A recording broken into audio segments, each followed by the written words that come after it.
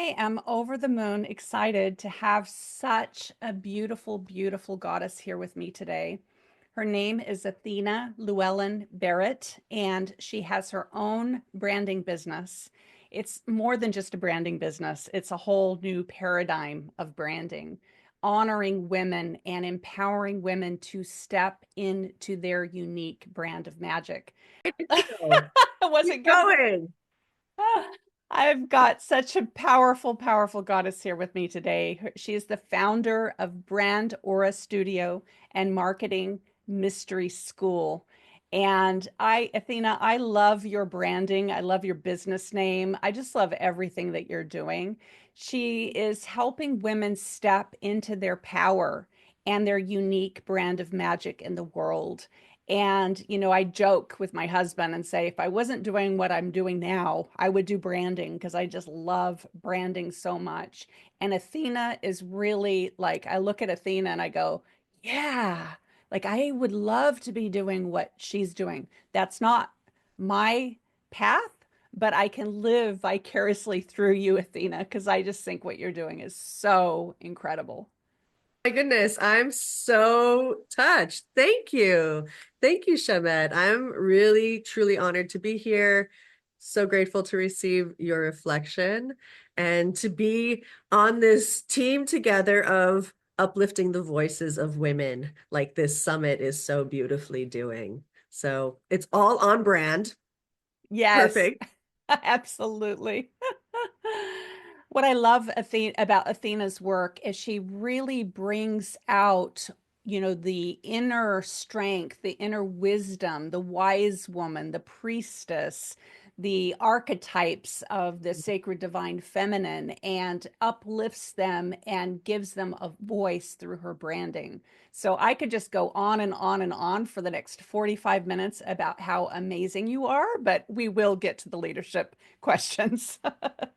I love it. Thank you. It's such an honor. I'm to bring forth the stories and the stories of women, especially because there's the feminine mystique. I know it has its rootings with Betty Friedan, but it's like women have been leading secret lives for centuries and generations. And to live at a time right now where we have the storytelling capacity, we have the platforms to be sharing the stories of women. I have full body chills. It's revolutionary. It's absolutely revolutionary. So at a time when it can feel like the rights of women are being pushed on, the network of women who are courageous and standing up and telling their story is so much greater. And so I'm just here to add to that greatness and the courage for women to step into their beauty, their truth, and their sovereign dignity in who they are. Yeah, I love that. I love the work that you're doing, Athena. And, meeting you online, I felt an instant connection. I mean, so much that I flew to see you in Hawaii. And I just knew that we were aligned doing similar work of empowering women and bringing forth this, yeah, revolutionary work. And so, yay, I'm so excited about this conversation because it is new paradigm leadership. And the work that you are doing is leading. And so, my first question for you today is what does leadership mean to you?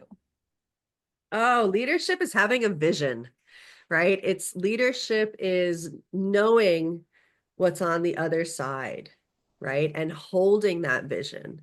There's, when we think of some of the greatest leaders of all time and we think of their speeches and we think of I think of Martin Luther King, like one of our greatest leaders.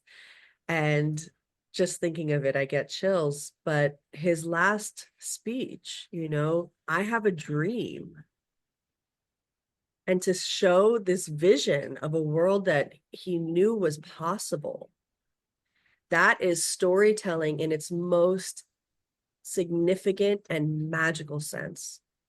Because story is the power of the leader.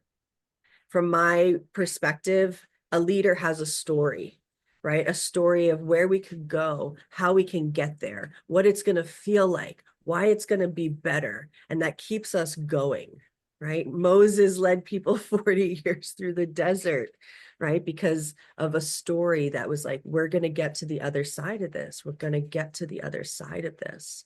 And right now, when times can feel chaotic, confusing, the leadership of our story is more important than ever, and that we become a steady transmission of sanity and clarity, a sanctuary for what we see is possible, and to keep holding that pose, holding that vision, so that we can get there. Absolutely. I love that. I love that you just brought up Martin Luther King Jr. because I don't know if you've seen what I just released just a few days ago, but I have been writing a speech. I've been working on it in my mind for 3 years, and it finally just all channeled through. Timing is everything. And I just put it out. It's the video for the Leadership Summit. And it's instead of I have a dream, I have an empowered vision of equality. And Martin Luther King Jr. is one of my favorite admired leaders on the planet Absolutely. for that reason. Absolutely. Yeah. So Absolutely. have a watch of it. It's long. I think it's about almost 20 minutes long. I tried to shorten it as much as possible, but I have a lot to say. So Get it in. yeah. Yeah. Yeah, Yeah. beautiful. So yeah, so that was your leadership stance for this summit, this Yeah. vision, and holding that vision, that is fundamental in leadership, right? A leader, it's like even really basic. It's like a leader is someone who shows us where we're going. They're leading the way, right? So show us where we're going. And they're the rebels too. Like this is why I love you so much, is you got that rebel kind of energy going on. A little sass, a little fire. Oh, yeah. Oh, yeah. A They're the lot of ones. that, a lot of fire, right? Because God, I wanted to conform for so long, right? I don't know if anyone out there can relate to like being a teenager, being a young woman, and wanting to like be valuable and taking all these outside cues of like, what should I be, and what's important to everyone else. And it took me time to like land in like, well, this is important to me. And that is such a level of maturity and embodiment. And it takes like a kind of rebellion to do that and be like, well, that's fine, you guys can do that. This is what matters to me. So Absolutely. here's to the rebels, right? Yeah. We need that, the teenage heart, right? That as much as she's like, what am I supposed to be, she also knows like anything is really possible. So where is that heart leading us is so Absolutely. important. Absolutely. And the women And I serve, we're rebels, we're misfits. We didn't fit in the box of like traditional business coaching. We actually feel maybe some resentment about being put into a box in traditional coaching. And we want to be heard, we want to be understood, but we're also learning the tools to articulate and to share our story, so that we don't feel that inner angst and frustration about being misunderstood, because that is such a core wound of the goddess, right? Of the priestess, of the creatrix, of like this, I'm misunderstood. So absolutely. how are we better telling our story and standing up with courage and telling it when we're really feeling it, so that years later we don't regret we didn't do that, because now maybe that's a trend and we're like, wait a minute, I was feeling that 10 years ago, like, so it's trusting our intuition. And I love the work I do because inside job. It's like, really, what is your intuition telling you? Really, what is the vision that you're holding? And let's nurture that and tell that story until it becomes truth. Yeah, absolutely. And my next question for you is do you consider yourself a leader and why? I do. I definitely consider myself a leader. Because because I have a, I have a vision. I have a dream. I have a fire in my heart about a world that I know is possible, that I've experienced, that is an ancient remembrance, but also a future calling. And I believe in it. And certainty and belief, we should never underestimate how important they are and how powerful they are. Our faith, right? Like the people of faith call it faith. Because when it creates a magnetic field around us that people begin to trust. Martin Luther King marching with all those people, right? Because he was certain. He wasn't like, well, I don't know, maybe this, I don't know, it could like maybe happen, or maybe it's important that people are equal. It's like, no, holding that certainty is absolutely magnetic. So I'm good at holding certainty, and you know, I'm very proud of myself for the ways that I've grown up throughout my life to really accept leadership, because for a long time I didn't want the responsibility. You and I are so aligned. I just, the synchronicity and the magic right now that I'm feeling in my whole body. I've got like whole body chills, like everything you're saying. I'm like, yes, yes, yes, I agree, I agree, I agree. And because I've been working on this, it was, I have a dream speech. And then my husband's like, it's too much like Martin Luther King. You don't want to like totally be saying exactly. And I was like, okay. So then it was, I have a vision. But that's what it is. It's when we have this dream, we have this vision, we're passionate about it. I love what you just said. We're not going to be like, oh, maybe I should know. We're going to go, nah, this has to happen. I Yeah. love that. And that is leadership. It's like, no, things need to change. And then doing it, right? Huh. Yeah, Yeah. executing that vision, um, Hmm. that passion. Yeah, for me, it's, I love to pour my energy into creation. And it's just building that world that I know is possible in whatever ways that I can, where I'm at with what I have. So if that is through having a few friends over for silent tea, right? It's like we can have this world where we can sit together and be in stillness. Or if that's hosting a retreat for a whole week where we're going to create a co-creative community here and all really bring out our storytellers and open our channel, and like, what are the ways that I can actually create this world where I am with what I have on a Mm. Zoom call with a friend on the other side of the world, like, how are we creating a frequency and a resonance that is the seed of that other place? Because it takes Mm. such a tiny, tiny percentage of the population to do that. And that It's really really a is that. very, very small percentage of the population that need to resonate that frequency, hold that vision for that shift to happen. I love that. And that really is the energy of the creatrix, being able to Yeah. create worlds and not just have a dream, but have an empowered vision of that dream and then manifesting it in the world. I love that. Yes.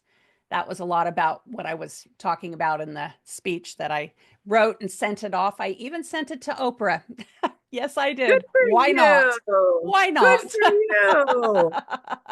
I sent it to I everyone. love that. I did. I love that. Yeah. Yeah, I'm That's proud. wonderful. You talked about celebrating, and I just wanted to celebrate myself because I did. I sent that to Oprah 2 days ago. I haven't heard back, but just the fact that I did it, Get that.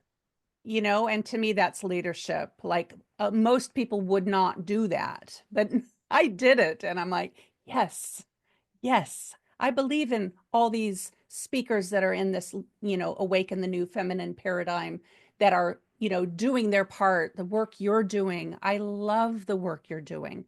If we could all get the attention of Oprah and, because she, to me, is one of the great leaders that have given us all a platform and a voice, all of us Mm. misfits and spiritual new paradigm priestesses and goddesses. And yeah, so it's exciting times to be here now. And so this leads me to my next question is what does new paradigm leadership mean to you? And specifically when you hear awaken the new feminine paradigm, what does that open up for you?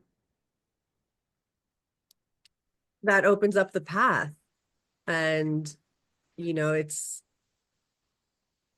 what I'm talking about as well. We're all kind of having this shared dream together, this shared vision. It makes me think of John Lennon, right? Like a dream you dream alone is just a dream, but a dream we dream together is reality.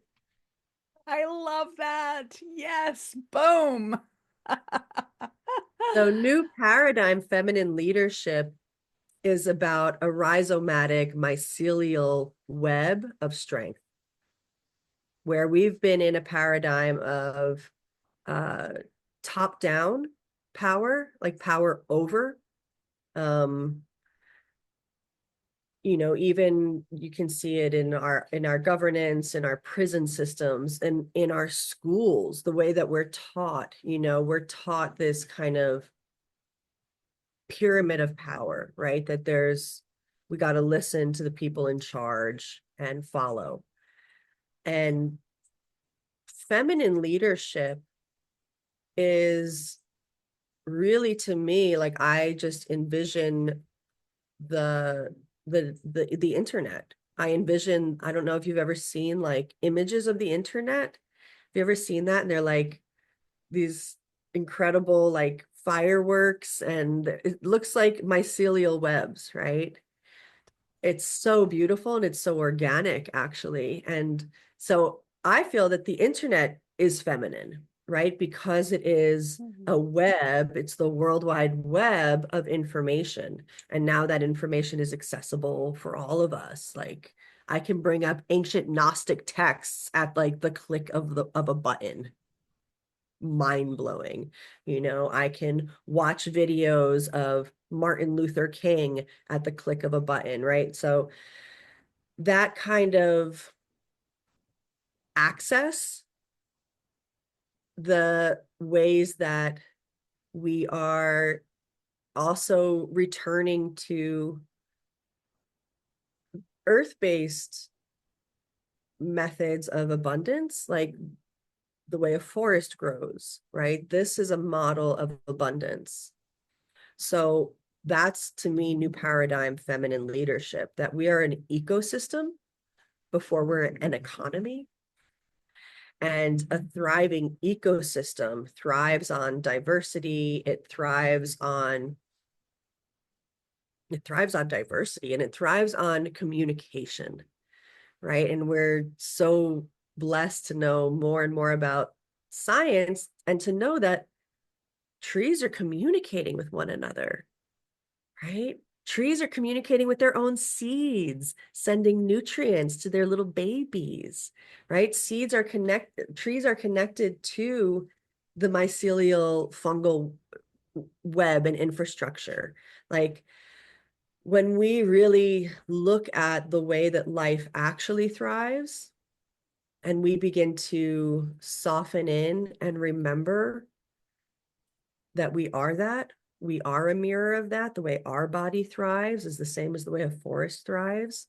Then we are also in a softer place of being able to be part of it, right? And not needing to control it or even own it. right? And it's edgy for us. Like, we were talking about ideas and like, when is someone like yanking my idea, right? It's like that sense of like, what does the forest feel like it owns? How does a forest communicate with itself, right? That's the ultimate. And I think we have so much to learn from the trees. We have the tree of life, we have these maps, these esoteric maps, and that an actual tree is is just the ultimate teacher for leadership. So true. I love that so much. My original logo was a woman with her chakras and an owl on her shoulder and the roots. And Yeah. as you were talking, I could see the sacred sisterhood and the interwebs and everything connecting us all. And wow, I just went on a whole journey. Thank you. That was wonderful. Oh, my pleasure. I remember it was my 33rd birthday, and here's a little information, a story. I had a medicine journey, right, from on my 33rd birthday, and sitting with this amazing elder and my community and people I love. And I just had this vision, and because he came to me and he was like, well, what's your birthday prayer? What is it that you want? And I just was like, to be a tree. I want to be a tree, and I want to be a place that is inviting for birds to sing in my branches and build their nest, and to move with the seasons and expand and let go and be connected to all the life around me. So the magic of the trees. We're such I hippies. I love us. I know. I am such a tree hugger too. And, about almost a decade ago, I was having some troubles with some unkind people in my life. And I went and saw this guru, and he says all this zipping yourself up in a super suit because of I'm a clairvoyant, so we've got all these clairvoyant tools. He goes, none of them are going to work on you. I said, yeah, I know. They're none of them are working. And he says, you just need to be a tree. And I was like, what? He goes, you need to be a tree. We figured it Trees, out. I know. He says trees, they suck everything up, all the toxins, all the poisons, everything. But then they purify them and they release them. Hmm. So you can't zip yourself up in a super suit and separate yourself because you're an empath. So you do have to feel it all, but then you need to offset it by going out in nature, hugging trees, releasing it, processing it. But you do Alchemizing, you know, alchemizing the alchemizing it. poison, Yeah. and what and turning it into leaves and gold, Mm, and activating, like, we have deep DNA wisdom of how our bodies purify themselves, right? And that in itself, trusting back in that, returning to the body. Before I was I was telling Schamet I had this intense workout this morning, and I'm just resisting exercising so much. So I'm working out with a trainer, and God bless her. Um, but it's like that step of really just being in the body and trusting in that the body has a process for clarifying our whole energetic system. It's edgy for me because I love being in my mind. I love being the visionary, right? And it's edgy to surrender process to my body. And so that's an edge I'm dealing with. And I'm really grateful for all of the priestesses that do the somatic work and breath work and really hold space for that kind of presence, because it's a frontier. It's a real it, frontier. it is. And we can't heal what we don't feel. We can't spiritual bypass that stuff. It does not work. And I think most of us are realizing that. Absolutely. Absolutely. So And apparently I love be a tree, you know. It's like Yeah, it's so important. excellent. Yeah. Aw. So my next question for you, Athena, is what does power mean to you? Power. Well, power. It's such a hijacked word.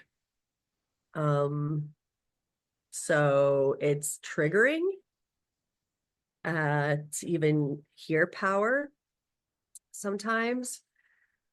Because like I was saying, we're coming out of this paradigm of power over, and power was used to control and to oppress from outside forces. And then we learned that within ourselves, and we used our own power to control ourselves and oppress ourselves and make ourselves do things that are not really in alignment.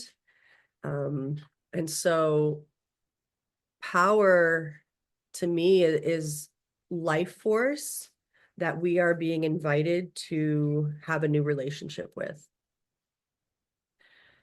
And especially for powerful women, there is a deep layer of alchemy and forgiveness that needs to happen, of forgiving ourselves for the way that we used our own power against ourselves. And that's a Hmm. process I work with my clients, that we that's a glass ceiling that we don't often realize. When you're an entrepreneur, our glass ceilings are not power over. It's not the boss didn't give me a raise, right? Our glass ceilings are the internalized programs that we are carrying. I have chills. And so power is what is a force that created a lot of distortion and a lot of toxic programming, needing to control it, needing to siphon it. Um, Gosh, it can get so dark, around how power has fed and manipulated just to maintain itself. Um, but it's just life force. And so coming into our power is also realizing how powerful we innately are, right? Reclaiming that, doing that, the Ho'oponopono inner work, like here in Hawaii, there's the Ho'oponopono process, um, that I'm sure most of your listeners are aware of. But breaking that down into the 4 sentences of I'm sorry, please forgive me, thank you, I love you, is a real way of transmuting toxic power in the ways that we've used it against ourselves. Because for the new paradigm of feminine leadership to blossom, it's an internal job, and it requires us being really tender, sensitive to where we are misprogrammed, right? We call that decolonizing our minds, but it's also the body, right? It's also the heart. Like, where are these programs, the ways I was taught that power needs to operate? And I think it's actually it's like a cornerstone piece of liberation, is accepting power, right? Accepting the responsibility of power, the the sensations of power, the all of what it means to actually carry power. Then you can walk in a leadership that isn't subtly hijacked. Yeah. Yeah, that's beautiful. That's such an eloquent way of describing power. Thank you. Mm. Yeah, and what does it mean to you to reclaim our power?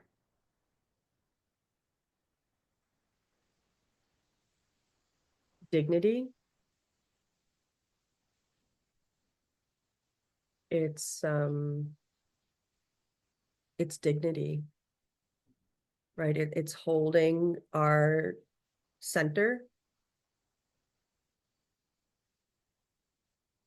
without reaction. Um, it's a poise. It's a real poise and an ability to receive the three responses that leadership and power receive, which is people love it, nobody cares, and someone's triggered, right? And to stand poised when all of that is happening around you, and to know Absolutely. who you are and what you bring. I know I create beauty wherever I go. So that's my baseline, and I can walk with poise in the world that way. I can walk with a kind of self-containment, right? Mm, mhm. Which, Because you know who you are. yeah, maybe, right? I'm like, do I know who I am? I mean, that's always like this existential, beautiful search, but I know the impact. I know the power of my impact, right? As a younger woman, I didn't know the power of my impact, and my words could really hurt, or they could really like take off. And I was just like, "Blah." But it's like the magi, you've got the sorcerer's apprentice, who like gets carried away with the buckets and the mops, you know what I'm talking about, in Fantasia with Mickey Mouse, right? That is all this power, and he's like, oh my God, I can't control it. And then the magi comes in, the wizard comes in, and like with poise, just like brings all that chaos back to center. So reclaiming our power, it's a kind of dignity which requires self-forgiveness, deep self-forgiveness. It requires the let them theory, thank you, Mel Robbins, Yeah. of others, right? Like, okay, let them. And that self accountability too, of like, I have power, I can create impact. How do I choose to yield that? And I think Absolutely. that's also directly related to what we call fame, right? Fame is just the ability to be seen. We all have fame within us. We all have that dignity, that poise to like, yeah, you can watch me do this.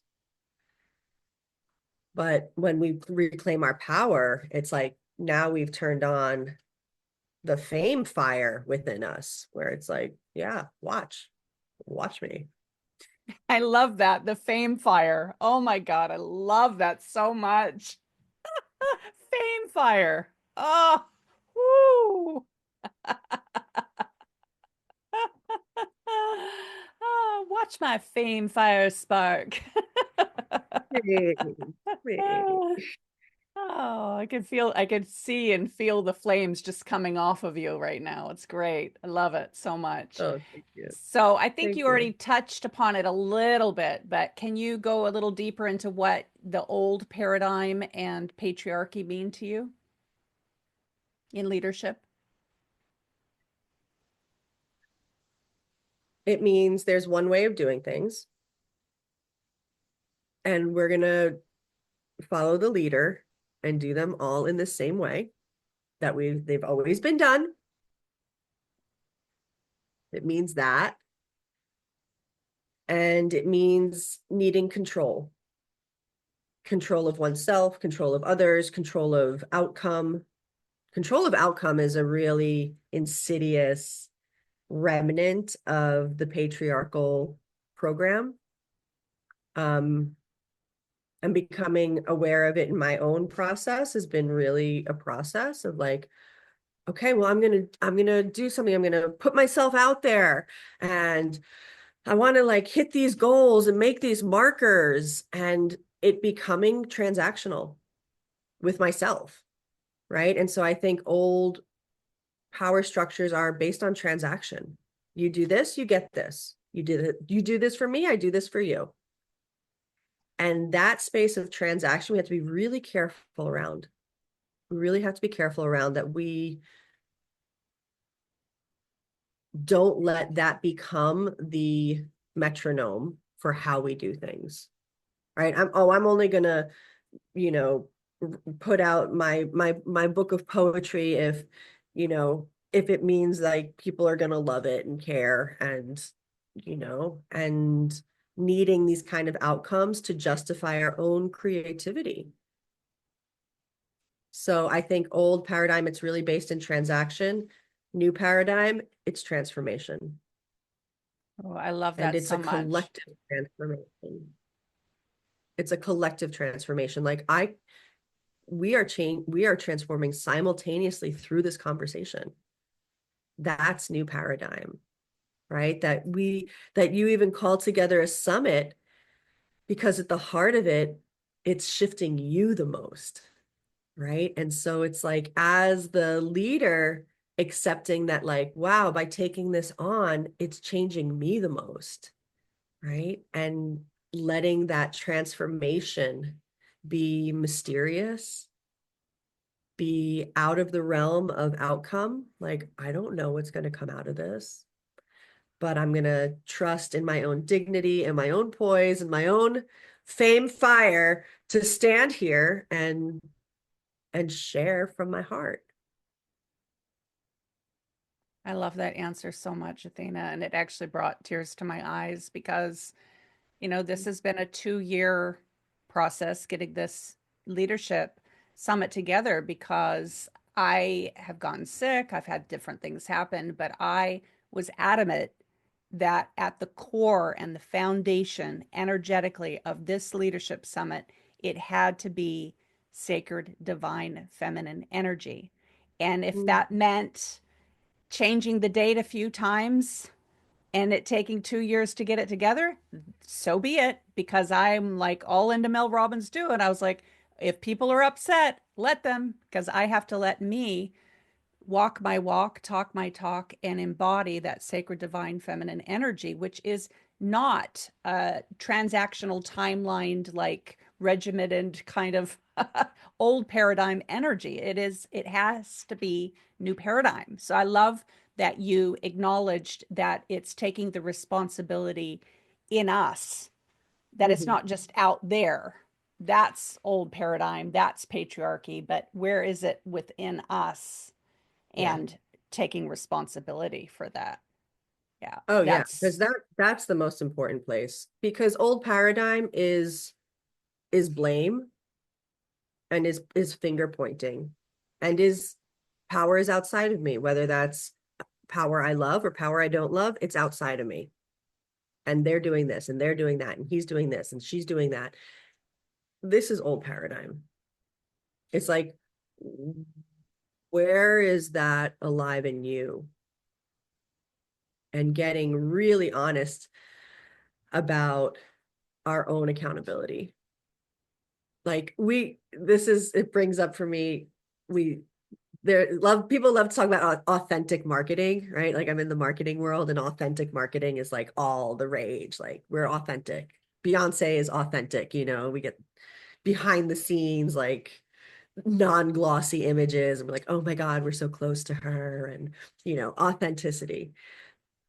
But I want to offer a definition of authenticity as not showcasing our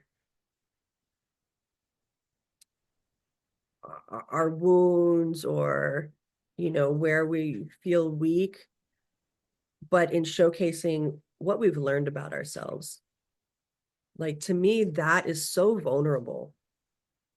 That is so authentic, to acknowledge like how we've grown, how we've became aware of an operating system we weren't even aware of. right? That is so powerful because then we can each start doing that work in our own selves and get out of this awful paradigm that I still see, especially in the political landscape of like, we're gonna blame and shame the other side. It's the other side's fault that we're in this position. It's the other side's fault. It's the other side's fault. And it's just so juvenile. And so, it's like, it's so old paradigm. Like it's how no one here is going to take responsibility for their part in this. That's impossible. That's just an impossible reality that you're talking about. Nobody here is responsible. Nobody here thinks they're responsible, then none of you deserve to be leaders. Mm. Like Sing that, it, there you go. sister. That's my new demand for any world leader is that they need to take responsibility for their part in where we're at. Absolutely. Otherwise, they're just Sing it, like, sister. I so. agree. I agree. One of my oracle cards in Wounds to Wisdom is shame and blame. Mhm. So I'm having lots of cledons, which are like synchronicities of like the things that you're saying I've just been writing about for the last 2 years. Yeah. So yeah, shame and blame is a big one. It's a big It's a wound. huge one.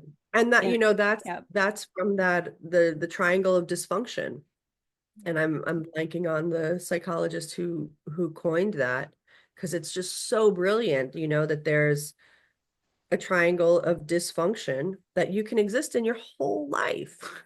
yeah, Moving from the victim, why is this always happening to me?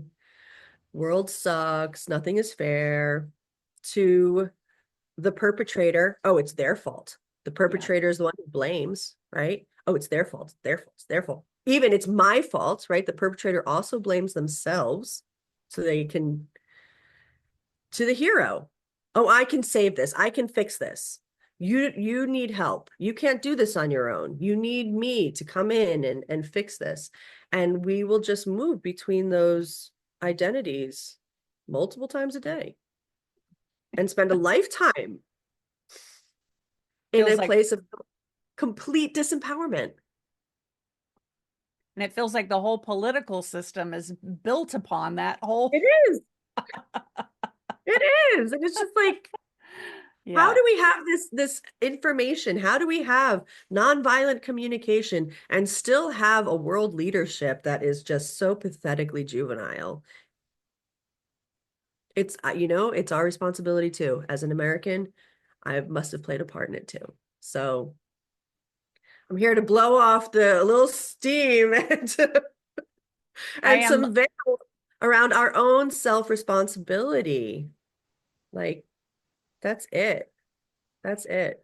And then I'm moving in. loving this conversation, Athena, because Yes. it's like really landing of how important this new paradigm leadership is in the world, not just for women, but for everyone. Like Oh, there yeah. really needs to be a new paradigm of leadership in the world so Yeah. desperately. So thank you. Thank you for being part of this summit. And it is the conversations that we have that awaken consciousness and open the minds of our listeners. And thank you. That was amazing. Who are your favorite inspired leaders?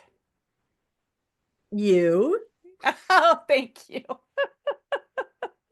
right? Right Anyone, back at you, sister. you know, I'd say anyone who has taken an idea into manifestation, I throw you roses, I bow, like hot, like congratulations. Like this is an amazing, amazing act of creation, So really all acts of creation are acts of leadership. And I truly admire all of them, little to the big and the small. And as a mother, you know that, right? When you have littles, you're like, oh, you made this? Oh my gosh, right? So really, I think that maternal instinct as well of like being in awe of creation in each other is so important. And if I were to think of like, I don't know, I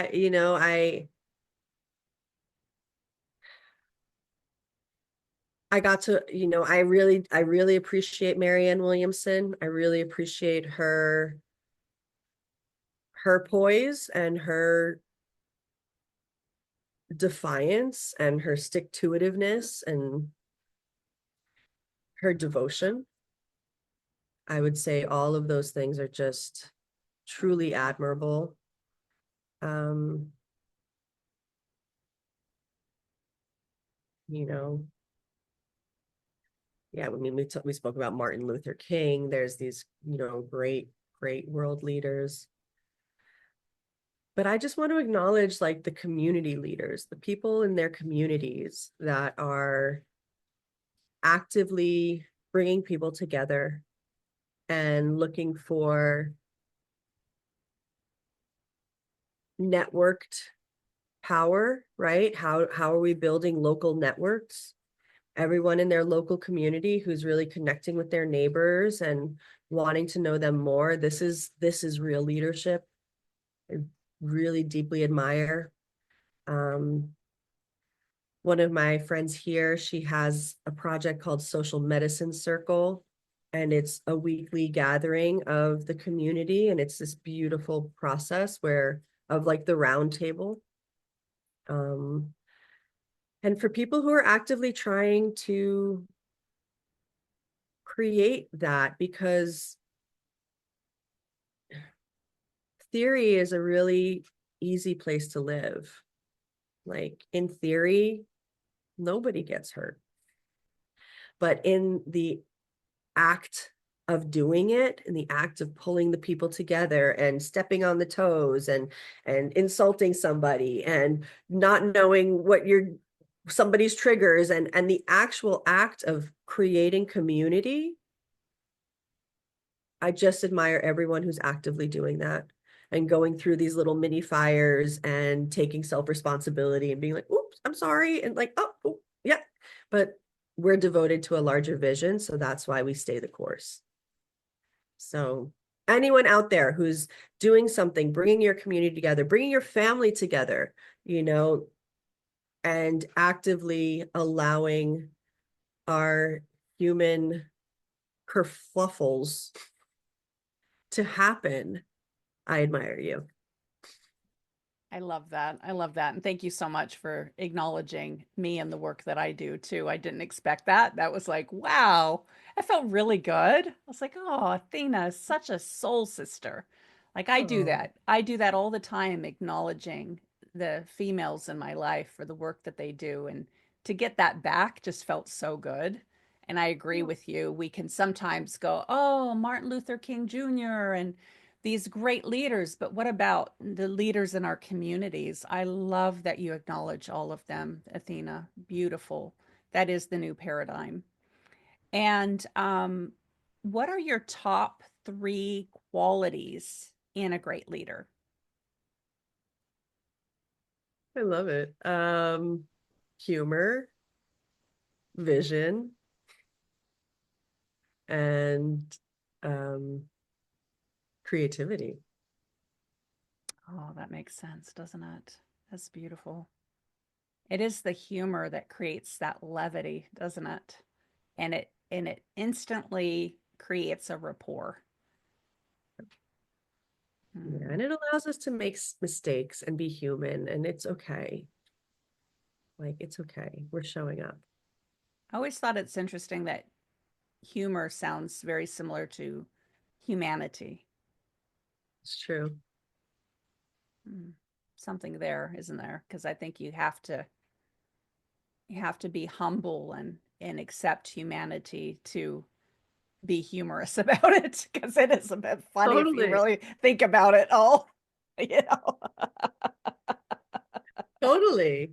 Totally. And the real jokes are usually coming from we're laughing at ourselves, it's not laughing at other people. It's like I'm laughing at myself for my own humanity and we should never underestimate the power of humor. The humor has the power. I like to talk about soft power. I'm really like on this huge soft power like campaign right now. And humor is one of the elements of soft power Mm, because it disarms. mhm, And soft power comes from a place of disarmament where people are drawn in. They're not forced, they're not guilted, they're not shamed. They're really truly enthusiastically wanting to participate. And humor is one of the greatest tools of that process, right? Because this is going to be fun. Like if we're building a new world, it should be fun. There is no revolution without dancing. Like this needs to be fun.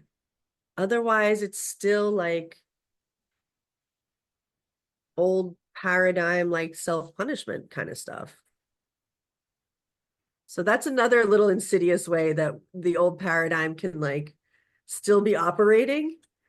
Um, but yeah, humor is so important, and soft power being this magnetic force that creates culture. Soft power is the most powerful force that we have as humans. It's not our war machines or the prison systems and all of this power over, but soft power, which is built on story, right? It all stems from a story. Every religion is an example of soft power, right? There's a story that becomes so magnetic that people are just drawn to this story.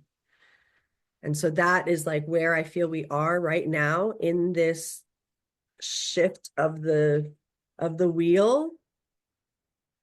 The most important thing I believe to do is to claim soft power, is to tell a story that is irresistible, to tell a story of redemption that allows us to remember transformation is an innate part of life. So I love that's that so that's much. Yeah, that's great. that's my whole shtick right now is claim Yeah. your soft power.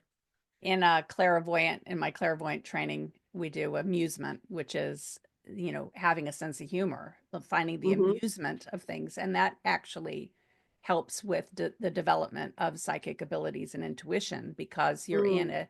a very soft power place. Yeah, As soon as you get into that more kind of constricted kind of power over energy, the intuition just shuts down. yeah. So, yeah, I agree with you 100%. And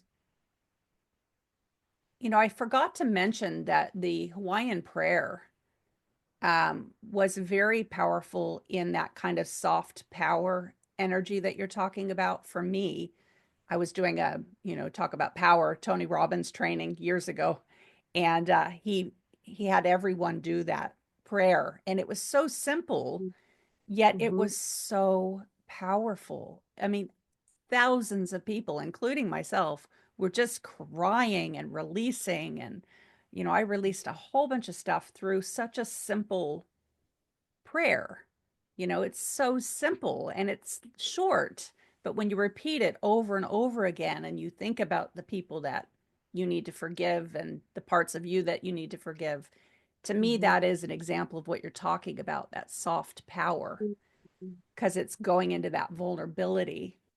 Um, not maybe not the humor so much, but I think of Dalai Lama with the humor, and he is Yeah, very powerful.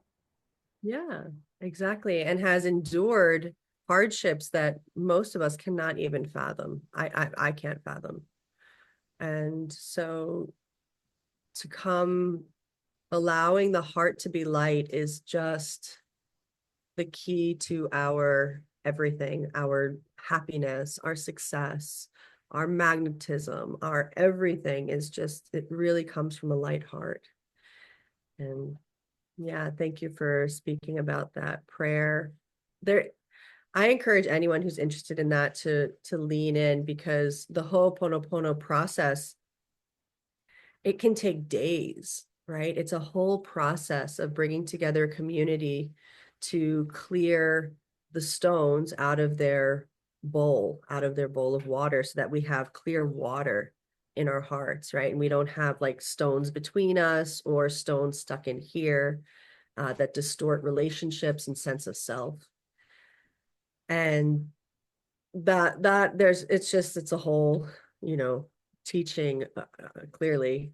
But the psychologist, it was a Hawaiian psychologist who broke down that process into those four statements and brought it into prisons to help Wow. people in prisons really find accountability, because he said, what is really the answer of that? It's about self accountability, right? It's really about, again, that sense that the true vulnerability, the true healing, the true redemption coming from self accountability. Yeah, I will put that information right underneath your video. So those of you that are watching right now and you want access to it, it will be underneath this video. So it'll be right below because it is really powerful, really Yeah. powerful. And the person that I was having the stones, big stones between, this is many years ago, but I did that prayer, and she called Wow. right, yeah, right after I finished praying and had the release. I got a phone call, and it was like, and it was such a healing journey. So, energetically, it shifts things between people. I have experienced that firsthand. We're all Mm. connected, like you were talking about the web, the internet web. There's an energetic web that's connecting us all too. And so, you know, once you start doing the work, it creates a shift energetically, and it's very powerful. So thank you for sharing that. And let me see. So the biggest question of all that I have for you, and it's really fun. I love this question. If you were made a leader of the world, what are some of the Oh, first things that you would do? oh my So, gosh. some people get terrified of this one, and some people get really excited. Oh my goodness. What a project. It's funny, my mind immediately goes into absurdity. It's like everyone would get a wand and a fancy hat, and we would live in round domed houses and like have parades once a week, like it's like immediately where I go. It's like, I love the way that you think. I love that. I can see that. And I wrote and illustrated a children's book called Own Baby Child of the Universe when like years and years ago when I first had my baby. Oh, 17 years ago. And there was an Own Baby world in the little dome houses and everything that you're yeah, talking about. So I'm right there right. with you. That's where we would live. Yes. That's where we would live, Enough of these right angles. They're no good for our psychology or feng shui. Yeah, as leader of the world, I mean, there's so much nuance and so much suffering on our planet, my God. I pray for our world leaders. I really truly do, because there are issues on this planet that are so deeply gnarled and tangled and distorted and hate, so yeah, just truly envisioning a world where all our needs are cared for. We have everything we need. We don't have to operate from a place of starvation, literal starvation, and you know where the medicine people of our villages are awakened and supported and revered, and we are we move through a collective process of grieving, of really grieving. I think there's a lot of grief on our planet that needs to be felt and witnessed, um, and transmuted.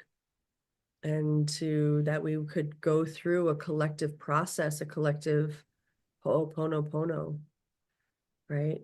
With each other, with ourselves, and to truly acknowledge the immaculate opportunity we have to live on this beautiful planet for this short little lifetime, and to live in a value system that puts our joy and our creativity and our love above all else, and that centers families, mothers, fathers, and children, and provides support for raising children, because that's what the future is. I love that so much. So true. I love that. I'd like to live in a little own baby world too, where we all Yeah. peace, love, happiness, kumbaya. I love that you talk about the circle as well. That circle of humanity and circle of life. And Yeah. wow, this is what we're creating, Athena. We're doing it. We are Mhm. embodying it and we're creating it in our own family paradigms. I know you're creating that with your family there in Hawaii, and I'm creating it here in New Zealand. And can you imagine if each and every one of us, keep creating that, then we will birth a new paradigm. And I really feel like it's possible. And I'll keep holding on to that vision. And if we all keep doing it, then it will be so. And we'll have the magic wands. Psh, psh. And the fancy hats. And the fancy hats. Have to have And the we'll fancy all and hats. we'll sing, and we'll remember the songs of creation, and we'll sing them together and honor the sacred trees, and yeah, live the way that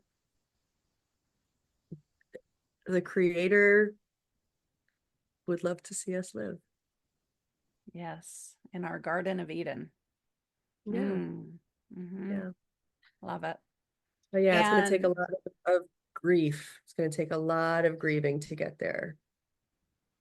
So also just honoring the grief workers. There's probably some listening to this right now, people who are walking people, holding presence for others to feel the grief and move that energy, because this whole planet needs to grieve.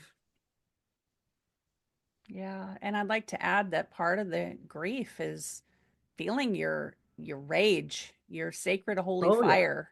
I Oh hell remember, yeah. yeah, I remember when I came into my sacred holy fire, and my husband was like, "Why are you so angry?" And then I read the book called Witch, and I Mm-hmm. went, "Oh, this is why." And I was like, this is my sacred holy fire, and I am allowed to feel it because this is important. And this is the catalyst for my creative energy, is transforming those wounds into my wisdom and then the wisdom into my superpowers and creating the summit, right? So our sacred holy fire, the grief, the sadness, the rage, all of it can be channeled by what you talk about, the creatrix, right? It's taking all of that energy and creating, which is what you do, is what I do. And, for those of you that are listening right now, if you've got a lot of anger inside of you, a lot of grief, how can you alchemize that into doing something that can change things, whether it's small or large? Every drop in the ocean creates the ocean. So, do you have any last and final like words of wisdom that you'd like to share, Athena?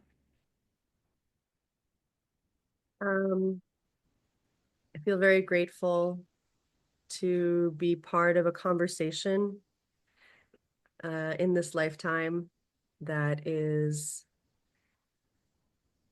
actively acknowledging each other's magic and wisdom, that is actively honoring each other's wounds and the tenderness of our this human experience, and um, you know I'm honored to be thought of as someone of wisdom.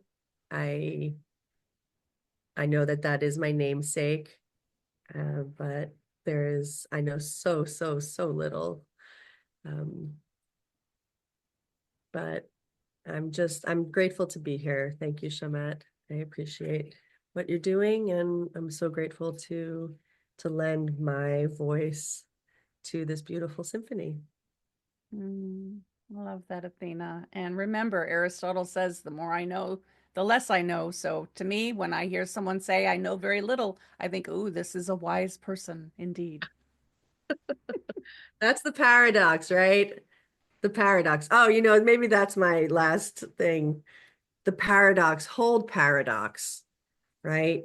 The divine feminine is the one who holds the paradox of the seen and the unseen, of the proud and the shamed. Like, hold the paradox of who you are, right? That Mhm. I contain both of her. I contain multitudes, and allow that to make way for a magical third thing to be born. So here, repping the paradox, Uh, the beautiful image of the Vesica Pisces of the two circles overlapping. This is a real part of my process right now, is bringing that to my community, um, in both a spiritual way and in a storytelling capacity, right? yeah, Because it's so important. absolutely. It's your lexicon. Yeah, me too. I love that you can't have a coin without the heads and the tails. There's always both sides. And I'm a Gemini, so it's very much like this and that, as Sage says, and it is both. We can't have one without the other. And in some ways, I think that we have chosen to be here to experience that paradox. Yeah, Um, this is the world we live in, and when we can embrace it, to me, that is true power. Is the yeah, acceptance of it. yeah. Mm. So tell me about all the amazing things that you're doing in the world, because I know you're moving and shaking all over the place. I am. Oh, thank you. Well, the first thing that comes to mind is I'm raising a beautiful daughter. I'm That so in is, love.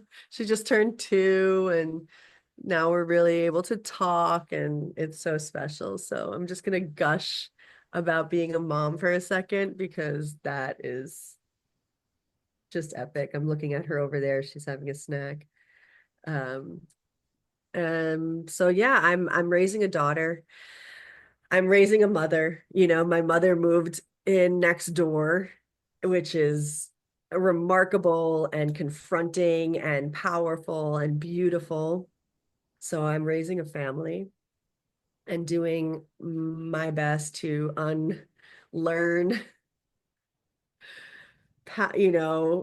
power and all of this. And we're doing our best to become a little village, which is a process. It doesn't just happen. You don't just throw people together and all of a sudden they're like a village, even when they're family, which is remarkable. So I'm doing that. And then I'm also running Brandora. I'm running Brandora Studios, which is just the creatrix, is like the creatrix in me in full form. I am hosting a pilgrimage in May to the Black Madonna Gypsy Festival, and wow. bringing a council of women.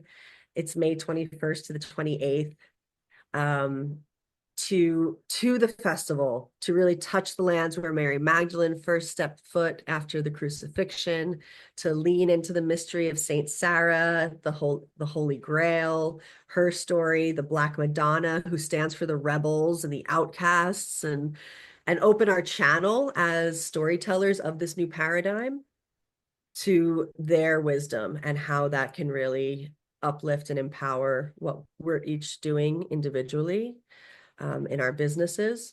It's a storytelling mastermind, spiritual pilgrimage. It's like the co-creative council that I dream of.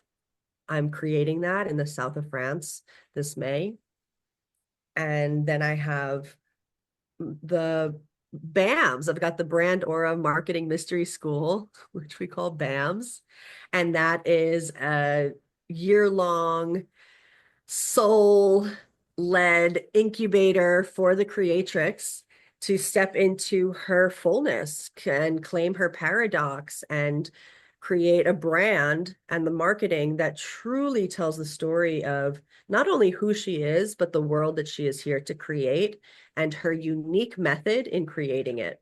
So Mm, every week I'm online with my community, and that is just this incredible process of brand alchemy, storytelling alchemy, of really distilling down like, who am I? What am I here to create? And what is my very special way of doing it? Um, mm. so those are the things that I have going on, and I'm just thrilled with it. I'll give everyone a free gift. I have like a brand kit download that everyone can download for free. And yeah, and please reach out to me and look me up. As of today, there are still spots in the Black Madonna pilgrimage.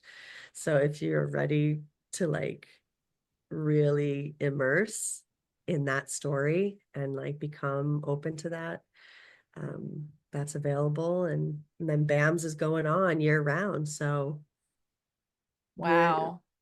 we love it. I love all the things you're doing. It's like, wow, amazing. So definitely for those of you that are listening, get the free gift from Yeah. Athena. I've done her free 3-day training, and that was amazing. Love the work you do. It's so needed in the world, and love everything you're doing. If it wasn't for the fact that I'm enrolled in university and I'm living in New Zealand with my family and got so much going on in my world, I would definitely be coming to France with you. That sounds I could incredible. see that. I could see that. I I could know. see that. There will be a Yeah. part of me there with you. Anyways, energetically, I'll be there because didn't you grow up in France? Yeah, so I spent almost 20 years of my life traveling to the south of France, leading, being part of, and leading creative, co-creative retreats. So it's a big homecoming for me. I have like I have friends I've known since I'm 11 years old there. And so it's a homecoming in that sense.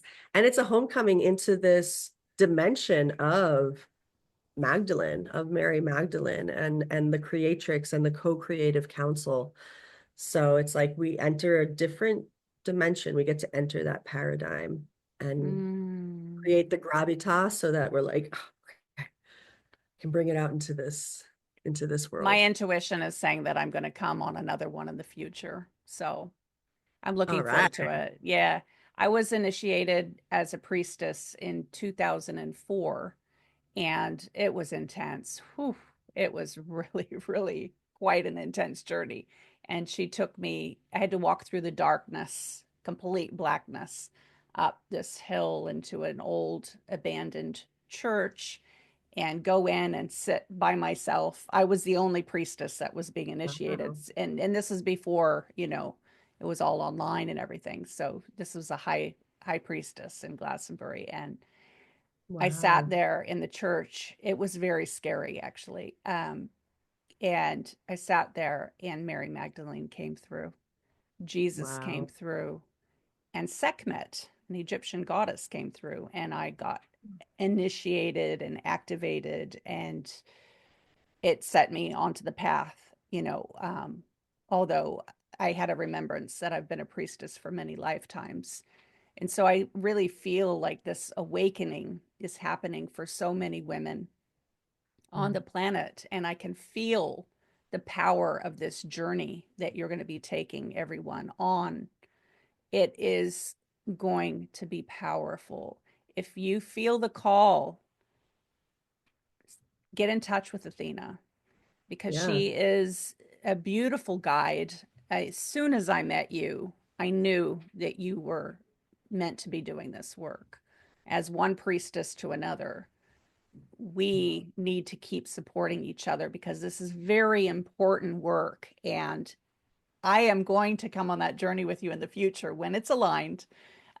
It's not now, but it will be in the future. That's going to be amazing. Thank you for the work you Oh, do. oh, my honor. Thank you.